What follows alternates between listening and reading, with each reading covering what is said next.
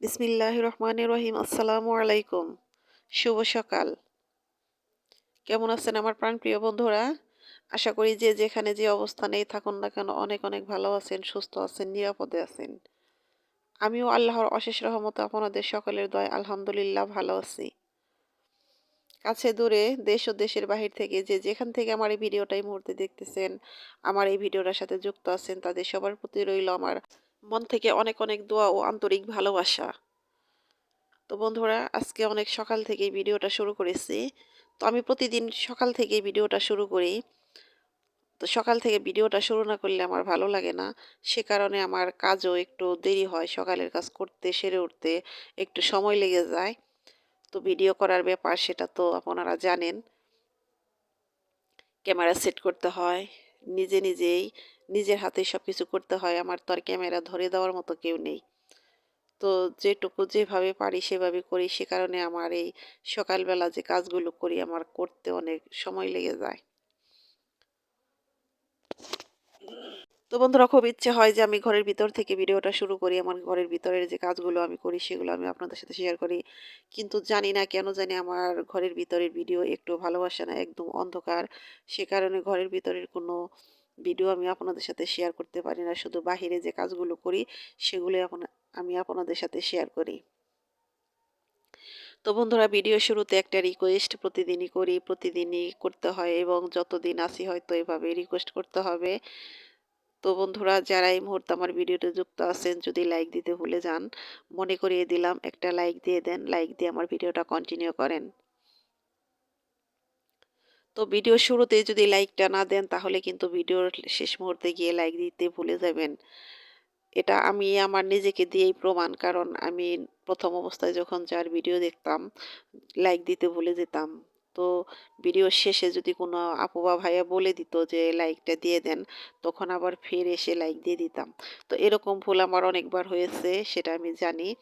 তো ভুল মানুষের মধ্যেই হয়, মানুষ মাত্রাই ভুল। তো সে ভুলগুলো নিজেদেরই শুধরাতে হবে। তো সে কারণে বলতেছি যে কারো ভিডিওতে ঢোকার আগে আপনারা একটা লাইক দিয়ে দিবেন। তো বন্ধুরা দেখুন অনেক সকাল থেকেই কিন্তু ভিডিওটা শুরু করেছি কিন্তু আমার উঠানে রোদ এসে গেছে কিন্তু আমার বাহিরের কাজ শেষ হয়নি। তো আমি উঠানটা ঝাড়ু দিয়েছি, ভাবতেছি মুরগিটা একটু পরে ছাড়বো, আমি গাছে পানি দেব তারপরে। কিন্তু মুরগি উৎপাত শুরু করেছে সে কারণে মুরগিটা আগে ছাড়তে হবে। এখন আমি তো পানি দিতে গিয়ে মুরগিটা ছেড়ে দিতেছি। তো মুরগি ছেড়ে দিয়ে দিতে গিয়ে দেখি যে ৩টা মুরগি কুচে হয়ে গেছে। তারপরে দেখি আবার একটা ডিমও পেড়েছে। তো এই তো এখন শুরু হলো আমার গাছে পানি দেওয়া। এখন নিয়ম করে সবসময় আমার গাছে পানি দিতে হবে। আবার যখন বৃষ্টি শুরু হয়ে যাবে, মুষলধারে বৃষ্টি নামবে তখন আবার দেব না। কিন্তু এখন আমার প্রতিনিয়ত পানি দিতে হবে।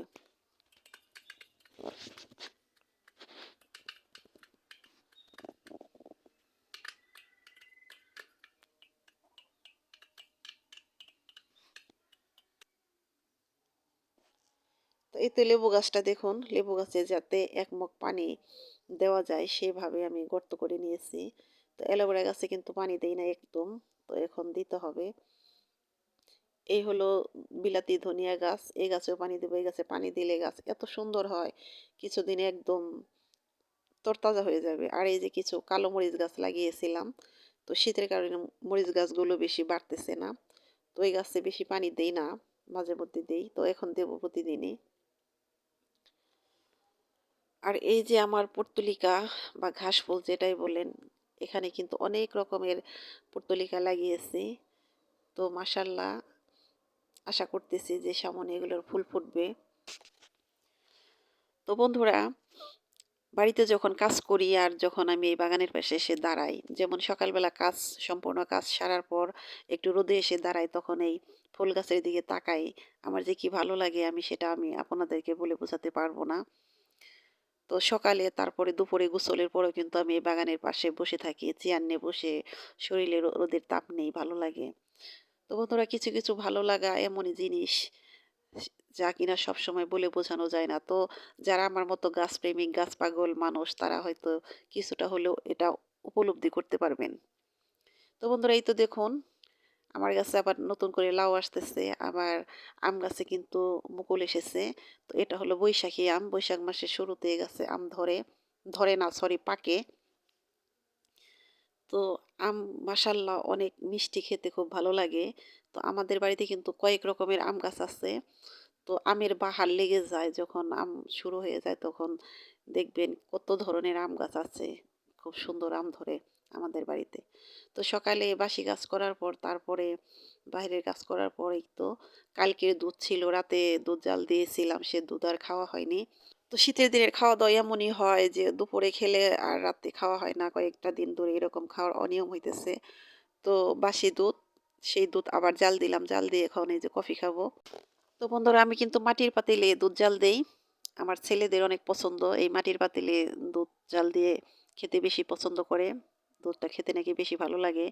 তো এই তো দুধের মধ্যে এই যে কালো একটা দিতেছেন এটা আবার মনে করেন যেটা ময়লা এটা কিন্তু ময়লা না। এটা হলো ওই পাতিলের চারপাশে যে লেগে গিয়েছিল ওটা চামচ দিয়ে চাষ দিয়েছিলাম। ওই সরটা উঠে গেছে। সে কারণে ওই সরটা একটু পোড়া, পোড়া হয়ে গেছে তাই। তো এই কফিগুলো খাবো। খাওয়ার পর তারপরে এই তো কিছু গাছ এনেছি, সেই গাছগুলো লাগাবো। তো তার জন্য আমি মাটিটা তৈরি করতেছি। তো এখানে আছে দোআঁশ মাটি, আর আছে কিছু বালু, আর হলো গোবরের ভুসি। এগুলো দিয়ে আমি সুন্দর করে এই গাছগুলো লাগিয়ে দেব। তো এই গাছের নামগুলো আমি সঠিক জানি না। তো এই গাছগুলো আমার অনেক পছন্দের। তো এগুলো আগেও আমার বাড়িতে ছিল। তো সেগুলো আমি উঠিয়ে ফেলে দিয়েছিলাম। তো আবার এগুলা সুন্দর করে লাগাইতেছি। কারণ আমার প্রিয় বন্ধুরা কিন্তু আমার এই গাছগুলো অনেক পছন্দ করেন। আমিও অনেক পছন্দ করি। তো আমি যে বাড়িতে ফুল গাছগুলো লাগাই এগুলো সিজনালি ফুল। যে সিজনে যে ফুলটা আমি সেটাই লাগিয়ে দেই। আমার সেটা বেশি ভালো লাগে। তো কিছু, কিছু ফুল আছে যে ১২ মাসই ফোটে। এগুলো যদি ঘরের সামনে ২-১ টা গাছ থাকে তাহলে কিন্তু দেখতে ভালোই লাগে। কারণ ফুল শূন্য বাগান কিন্তু দেখতে ভালো লাগে না। তো এমনিতেও আমি ফুল গাছ লাগাতে পছন্দ করি। ফুল গাছ অনেক ভালোবাসি। তার মধ্যে আপনাদের ভালো লাগার কথা শুনে আরো মনের ভিতরে আরো উৎসাহ পাইতেছি। আরো ভালো লাগা কাজ করতেছে। মনে অনেক আনন্দ নিয়ে, উৎসাহ নিয়ে আমি গাছগুলো লাগিয়েতেছি। তো আরো কিছু, কিছু গাছ আমি লাগাবো। তো আমার যেটা মনে ধরবে আমি সেটাই লাগিয়ে দেব।